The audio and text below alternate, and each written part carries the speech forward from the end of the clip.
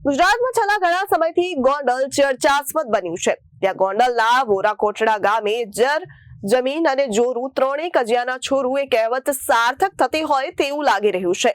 જમીન પ્રશ્ને કાકા બાપાના ભાઈઓ વચ્ચે લોહિયાળ ખેલ ખેલાયો હોવાની ઘટના સામે આવી છે। આ ઘટનામાં કાકા તથા તેના પુત્ર સહિતના પરિવારે કરેલ હુમલામાં ગંભીર રીતે ઘવાયેલ આધેડનું મોત થયું છે। ગુજરાતમાં છેલ્લા ઘણા સમયથી ગોંડલ એ ચર્ચાસ્પદ બન્યું છે।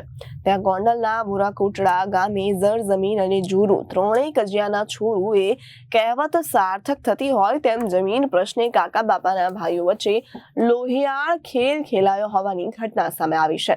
આ ઘટનામાં કાકા તથા તેમના પુત્ર સહિતના પરિવારે કરેલ હુમલામાં ગંભીર રીતે ઘવાયેલા આધેડનું મોત થયું, જ્યારે તેના પુત્રને ગંભીર ઇજા થતા સારવાર માટે રાજકોટ ખસેડવામાં આવ્યા। હત્યાની આ ઘટનાને લઈ ગોંડલ તાલુકા પોલીસે મૃતકના પુત્રની ફરિયાદ લઈ 4 વ્યક્તિઓને ઝડપી પાડ્યા છે। ગોંડલ તાલુકાના વોરાકોટડા ગામની સીમમાં બાપ દાદા અને ભાઈઓની જમીન આવેલી હોય, જેમાં વાડીના હલાડાના સહિતના બાબતને લઈને છેલ્લા ઘણા સમયથી ઝઘડો ચાલતો હતો।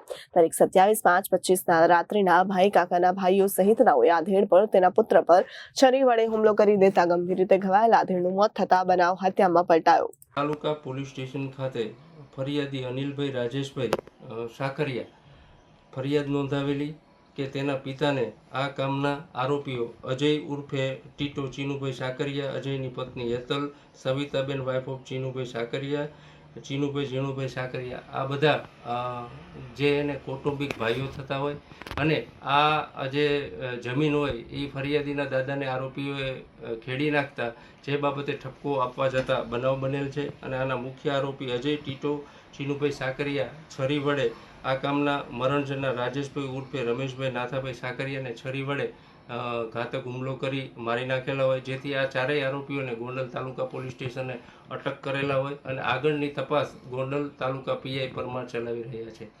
Bureau report Janadesh news.